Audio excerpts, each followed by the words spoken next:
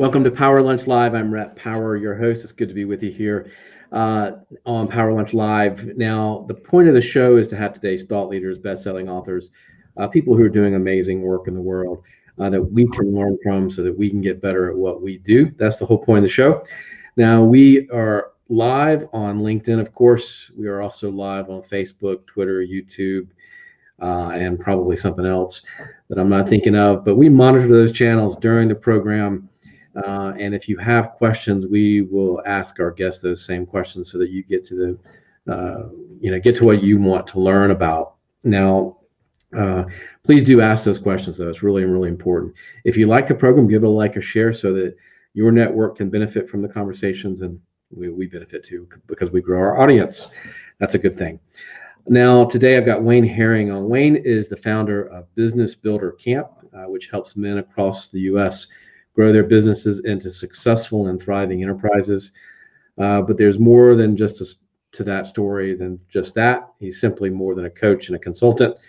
Wayne has done a lot of different things. He's worked as a specialty drilling and blasting contractor, an organic farmer. He has run ultra marathons, been on some epic road trips. We'll have to talk about that too, because I've been on a few of those myself. He's the Montana State Arm Wrestling Champion. And I've been on some epic road trips actually to Montana. So they did come together, right? They do come together. Yeah. He loves to hunt and farm, but he also enjoys yoga and meditation. And so, Wayne, welcome to the show. Thanks for having me, Rhett. Good to be with you and your listeners. Yeah, thank you. So talk about, well, I mean, this has been a weird year, but we can skip COVID. We talk about COVID all the time. But talk about your Business Builder Camp. What is that? Talk about that. Sure. So camp is my collection of guys that I work with. So I tend to hold my hands out when I'm thinking of the people that I'm blessed to have been let into their lives, right? And I know you do coaching, so you would get that.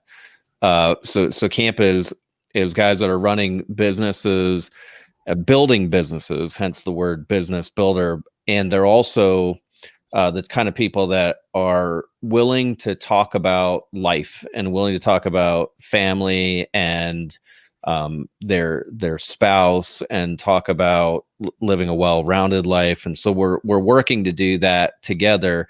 It has been kind of a weird year. There's lots of uncertainty. So camp a lot of times is manifested in the gatherings that we have, where we go to a lodge and we get together in an environment where we can put away the devices for a while, put away the phone, and get back to paper and pen and wood and leather and stone and those kind of visceral things that I think opens up our creativity a bit.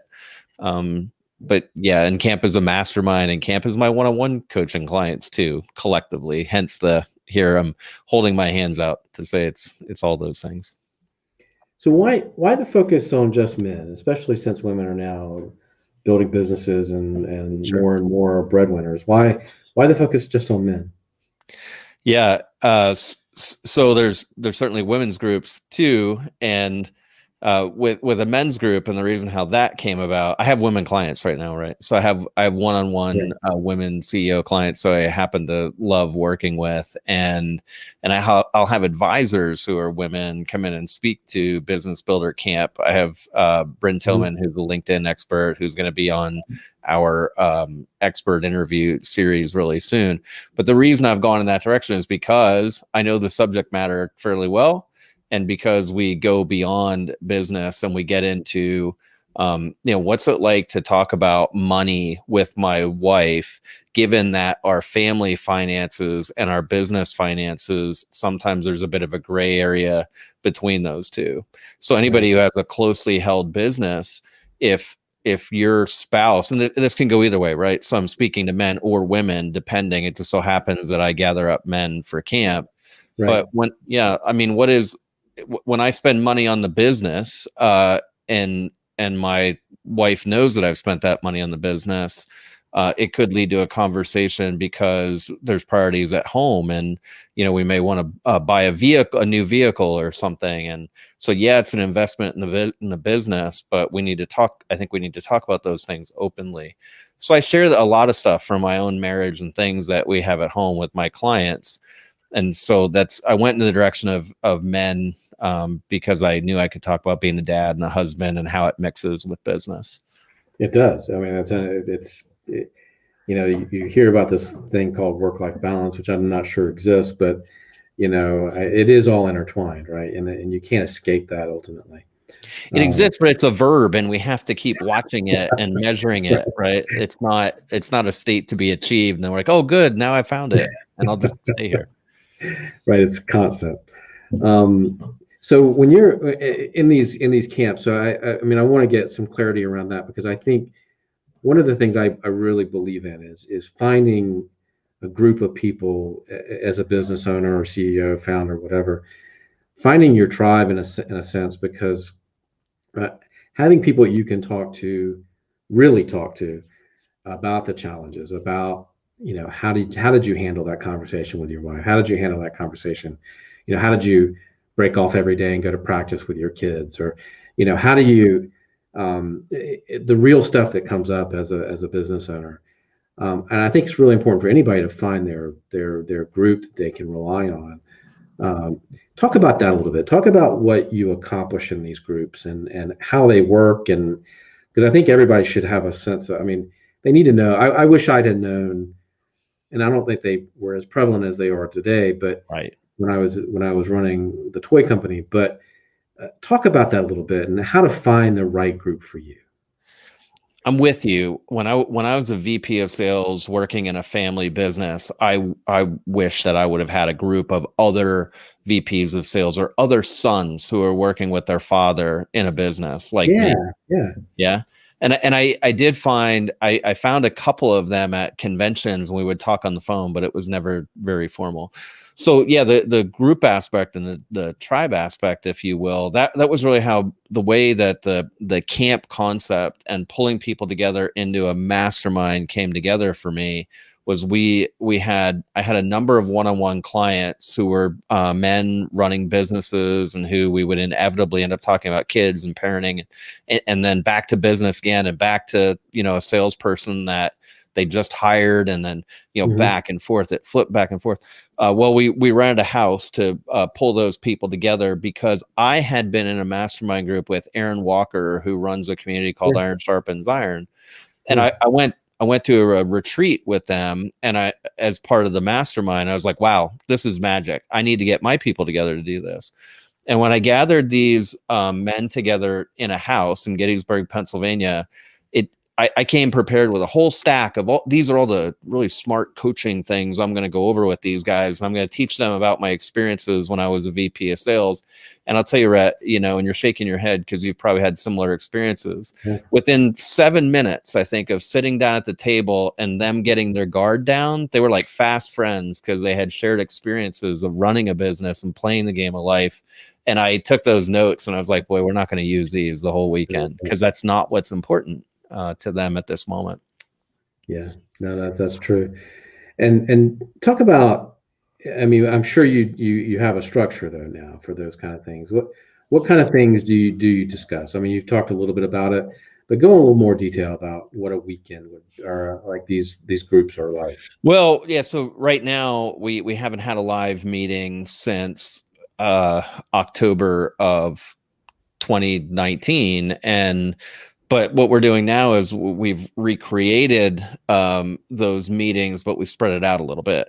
So we are on a system and a rhythm, if you will. And it goes back to the balance thing. The system and rhythm is in January, May, and September, we take inventory, which is like, how do I know if I'm balanced or not? Well, I have to take inventory and take a look at a snapshot in time and say, how satisfied am I with all the dimensions of life? So in September, we broke it up over the course of several of these mastermind calls that we do. And then the time when people were working on their plans outside of the call.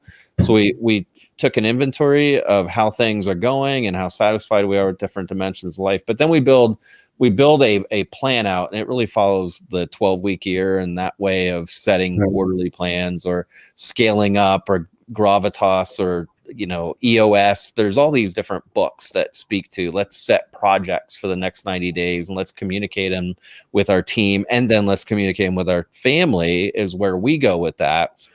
So we get together on these calls, and then we fill out literally a big plan size sheet of paper like you would use to build a house, architect's paper, and write down and then show each other our plans and talk through those plans and kind of beat it up with each other in the Mastermind forum with 5 or 6 other men that are building businesses.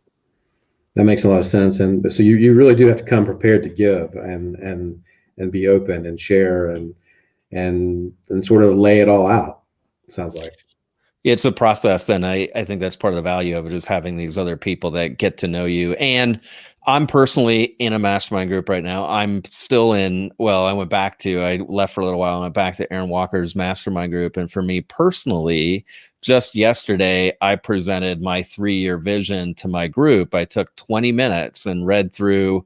I put a lot of work into this. And if people listening have not written a vision like that, I get it. Like the first time it's hard and it might feel weird and it's not as exciting as, I don't know, sending emails or liking things on Facebook or something else. But I believe that's where the long-term growth happens, is when we plan and we get intentional and we do some visioning and things like that. Yeah, no doubt. You talk a lot about in your work, about finding fulfillment. I don't know if that's the best way to put it. What do you think that means? I'm fascinated, and just your take on it, right? Because I think obviously it means different things to different people. But what is the people that you've talked to and coached that get to that point where there is true fulfillment? And I think a lot of people struggle with that and they chase that. But let's talk about fulfillment for a minute. Well, before you hit record, you and I were on this, StreamYard in these windows, and you asked me where I was from, and I told you a small town in Pennsylvania. And I said, where are you? And you started sharing with me that you're in Brazil right now. And then you told me about how you used to travel and your wife would come with you, and told me about these places, Afghanistan, that you'd been before. And I said, and something to the effect of like, and how is it? And you said, well, I would be really hard to complain because it's a pretty good life. Like that sounds like fulfillment to me. You're a Marshall Goldsmith coach. You're working with these people. You're meeting cool people on LinkedIn. You're in Brazil. You seem happy about it. I don't know, like that seems like the best I can tell fulfillment. And I've got clients that I observe the same thing, where we'll have a conversation. And it'll be like that. Like, well, I could complain, but no, I don't think I probably should. Nothing to really complain about. But you have to be talking. I think sometimes we may fulfillment. If I get present to where I'm at right now and really look around, like I may already have it, but I'm chasing something that doesn't exist. Where it's not fulfillment is not a place to get to, right? I look at my kids. I look at my kids sometimes, and if I'm present in the moment, I'm like, wow, my son is 12. Like he's a developing. He's fun to be around. We went on an epic road trip this summer. We took 2 weeks and went to Colorado, and we fished. And last night, he had a piece of paper that he was filling out for school. And he said, Dad, you have to sign this. They're writing like a memoir in school. And he had written about the fact that him and his dad had gone on this trip. That was the topic. I was like, what more, Rhett, what more could I want? It doesn't mean everything's perfect, right? But right in this moment, as I sit here, I feel pretty fulfilled. Yeah, I totally agree, and I just wonder, because in our coaching practices, I know we talk to people a lot of different people, and I talk to a lot of different people just on the show, and it always comes down to being happy in where you are and who you are, and I think, but I do see a lot of people that aren't there, right, and aren't content. I mean, I'm content, but I'm not content in the sense that I don't go after other things. It doesn't mean I that think I'm that's the tricky part about it, right? right. You're content, but you still. I think there's fear. I've talked to plenty of business owners who, when we start talking about fulfillment or contentment or balance, and I would propose the idea that we might just sit here and say, right now I'm fulfilled. It's scary because they think I might Yeah, lose my edge. Does that mean that I'm not a driver? Does that mean I'm not a go-getter? Does that mean, like, folks I've judged who seem to take it easy and aren't like playing all out, that right, aren't 10x in right, it, whatever? right. There's some fear involved with that, right? No, you can be fulfilled today, and tomorrow you can go kick ass again. But that I guess what I realize is that the business is great, but that could go away tomorrow. I mean, if COVID didn't teach us anything, it taught us, hey, in a second, it can upend your business in a second. So anything can upend your business, right? A health issue, of some sort of financial, customer thing, and so I think fear is good in that sense. I think it's Mhm. healthy in that way, right? It keeps you motivated to keep pushing. But there is maybe it's peace. Maybe the word I'm looking for is I'm at peace with what and where I am. Maybe that's a better for me. Maybe that's a better way to describe And that piece happens really just in this moment, right? Like, that's all we got. it. Kind of is all we have, right? Yeah. Um, so talk about being a good dad and husband while growing your business. You've that's come up quite a bit in this conversation, and it did before we got online too. And why is that? Because it is easy to lose sight of Yeah. when you're growing a business. Because growing a business, as you know, is an all out. I mean, it is an all out effort, right? But you got to save something, and the hard part is the saving something for what's really important, which are the kids and the family and your relationships, right? Mhm. Yeah.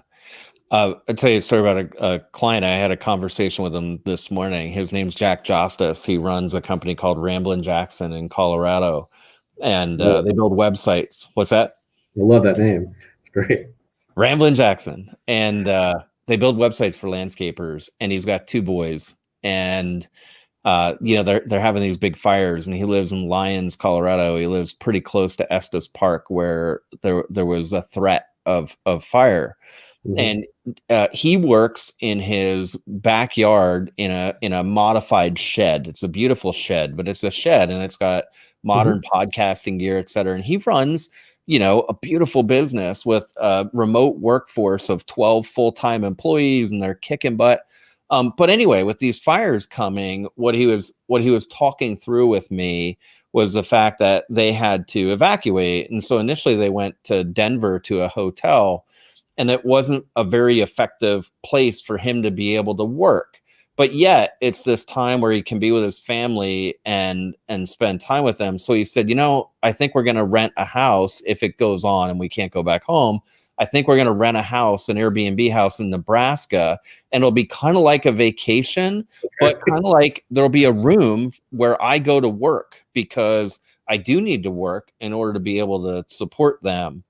And to me, that's like the epitome of being aware of being a good dad. And there's more to this guy, Jack. Like, he literally, we worked on an ideal week schedule, and he ends the day most days, not every day, but most days at a certain time. And then because he works in the shed and wears professional clothes, he puts on his daddy clothes at night, which are, more casual. And the boys know when dad puts on the daddy clothes, now he's all with them.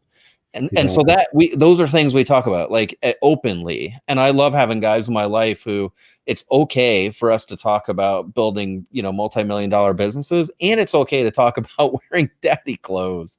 But it's a dance between being professional and being a dad. Yeah. Love the idea of dad clothes. It's a That's boundary. it is a boundary, and Yeah. That's wonderful. I mean, it takes a lot of guts, I think, or courage in that sense to do it that way, right? And not to realize that you've got to create those boundaries, because I think it's real easy as an entrepreneur to fall into that trap and be attached to these things, and the laptops and to the work 24/7. I mean, it just takes a lot of courage to make that break, and to set that expectations with your employees and staff, and with your customers. Yeah, when we make that break, there is resistance in the first, few days we do it. I know I'm on it's like day 33 without Facebook, Rhett. And my You having assistant. withdrawals? You having What's that? withdrawals? You having withdrawals? So I'm a recovered alcoholic. I put the drink down 13 years ago, and I had not felt the same pull towards something as I did towards my cell phone since the time I got sober. You're And kidding me. The yeah, like same. the first yeah, oh yeah, it's hitting a lot of the same spots in my brain. The first 3 or 4 days I wanted to like go get the phone and see if if there's anybody to argue with, or there's anybody to, get upset about, or something to like, or did anybody like my post, that whole thing. Yeah, I could totally feel that. And the last several days I've been I thought if I could do that, then I could work on, let's put away the phone and my laptop at 6 o'clock every night, leave it in my office. And I started doing that 3 days ago. And it's the same thing. When I walk away from the office, I can like feel it wanting, but then after a few days, it gets better. And I know from, it's so easy to like be on my phone instead of get on the floor and play a game with my 9-year-old daughter. And yet, if I can put the phone away and sit down with her, I literally can feel the like, oh, like the transition from being all wired up to being with her on the floor playing this game. And then after a few minutes of that, I'm like, wow, this is what life's about. This, being with her and doing this in this moment, what's life about? Life is about. But then the next day, I can totally get up and I can, start having conversations with clients and doing coaching sessions. The fact that I spent that time with her didn't, for sure, if anything, it probably made the coaching I do more impactful, not less. But yeah. What do you mean? You've talked about people need to have help them part the curtains in their life. What does that mean? Yeah. So curtains, I talk about that sometimes when I do these podcast interviews, as I'm sharing things from my story. I grew up, I won't go back and like give you a long story, but I grew up in a household where we were tenants of the property, or we were like caretakers. We were at a place where my grandparents took care of the property. I grew up with my grandparents, not my dad. And my grandfather was a coal miner. He's a hardworking guy. He was a business owner. Him and 2 other guys owned an independent coal mine in Pennsylvania. I learned a lot about hard work. But if I hadn't traveled out and met other people, I may have thought like this is how everything works, is the way that I grew up, like in this system that I grew up. But as I went to college and met some mentors who had traveled, and as I met a professor who said, hey, Wayne, you could go to grad school and they'll pay for it. Oh, that's a curtain opening up. It's somebody, a mentor in my life, somebody who shows up, who has information, they share it with me, they open another curtain up, and I look through like stage drapes, stage curtains, right? Right. And I look through on the other side, I'm like, oh, that's how you play the game over there. And you're a Marshall Goldsmith coach. And like the book, What Got You Here Won't Get You There, it speaks to this idea that it's not that it's better on one side or the other. It's just different. And it's different for business owners as they progress, right? Like you have to work differently as you grow.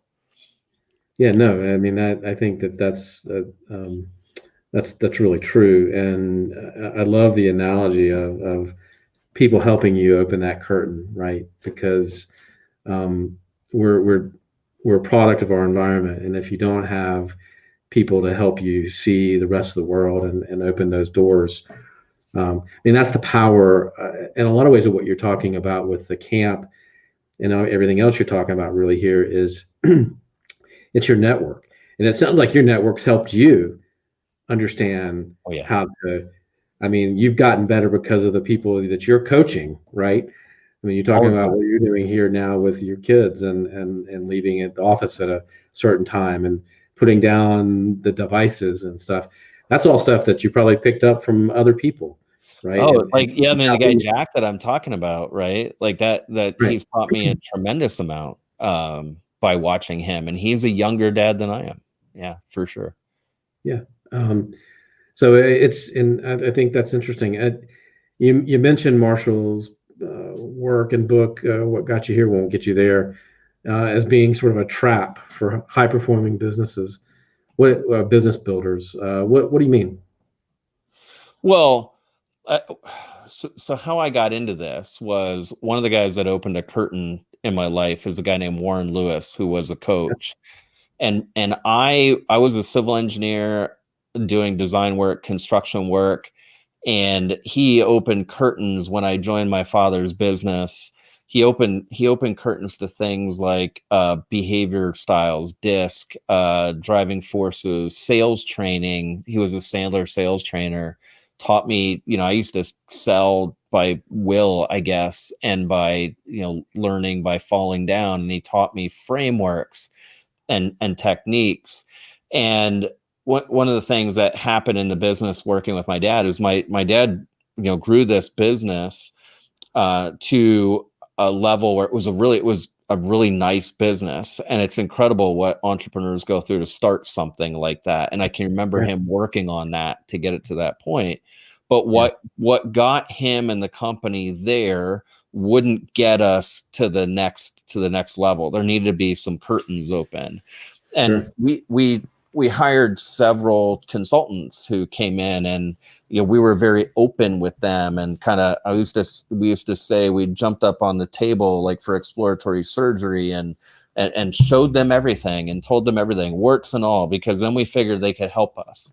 And they all had some sort of piece of the puzzle to help get to the next level. They all had some sort of, how do you develop leaders? How do you put a system in place to hire salespeople that Right. could be codified, right? So it's always like you got to operate differently. And my dad could no longer run the company based on his personality and his ability to directly influence. He needed to build an executive team who would then carry the ball. Yeah, so that's what I mean by that. Okay. Yeah. No, but I mean, it's a good point. It's a good illustration of I got the same point in my business where uh, how we had started the company and how we were running the company was no longer going to be effective in terms of taking it to that next level, right? We had gotten it to where we could get it based on our skills and our commitment and our, the way we did things. And I think that going back to that word courage I was talking about earlier. I think it's courageous to understand that and to let go of. I mean, it's hard to let go of something you've built, Mm-hmm. and and Mm-hmm. and to an extent, um, turn it over, right, Right. and let go. Yeah, it takes humility, setting the ego aside. So, and you're talking about this toy company, right? That Right. you're, yeah. So one of the magical things about this camp idea or other masterminds is bringing people in, and something that seemed like such a vexing problem to, like, let's say a guy named Fred is Nate across the table, who's in a different kind of business, has a different, maybe he's a HVAC contractor and the other person is a toy company. Well, they've solved certain problems and they're experienced in their industry. So somebody brings a challenge up and somebody else goes, oh, well, you just do this. And they're Boom. like, wow, mind blowing. Like, let's walk away from the table and just go implement that. Yeah. Yeah. Yeah. No, that's we all face similar. I mean, yes, we have industry specific things and challenges, but so much of what challenges us is not our challenges weren't the toys. Our challenges were people. Our challenges Sure. were, how to get a product from here to there. and so many of the things other business owners have dealt with some of the same big stuff that most businesses deal with, right? Right. Right. Well, this has been fun. Now, how can people reach you and get in touch with your business and kind of be in touch with you if they're interested in working with you? Sure. So businessbuildercamp.com is our website, and we have a page for your listeners. So it's businessbuildercamp.com/power lunch. And on that page, there's an option to get those tools we use for that inventory process, the big plan sheet, the 120-day plan, and a journal and some things we do, so people could opt in there and get those tools. And the other thing, I love LinkedIn. So it's great to be on a LinkedIn live show. Thanks. And my LinkedIn handle is /Wayne Herring Jr. Wayne Herring Jr. So yeah, look up Wayne on LinkedIn, connect. If you guys want to get in touch with Wayne, that's probably a good way to get in touch with him as well, and connect with Wayne and look into his coaching practice and his camp. Right, is the camp something people can sign up for, or is that something you would run another? Yeah, so they'd apply to be a mastermind member. There's an application to fill out, and then I'd have a conversation with them intended just to help them move ahead and get some clarity around next steps, business and life, and they'd join the mastermind. Yep. Fantastic. Okay. Well, thank you for spending some time with us here today on Power Lunch Live. You can look at the upcoming schedule at powerlunch.live. That's our website. Thanks for contributing. We have people from all over the world today listening, from the UK, Belgium, Pakistan, the US. So thanks for chiming in. It was a worldwide show today, and appreciate your time. Have a good day. We'll see you tomorrow at 12 noon Eastern Time. Thanks, Rhett.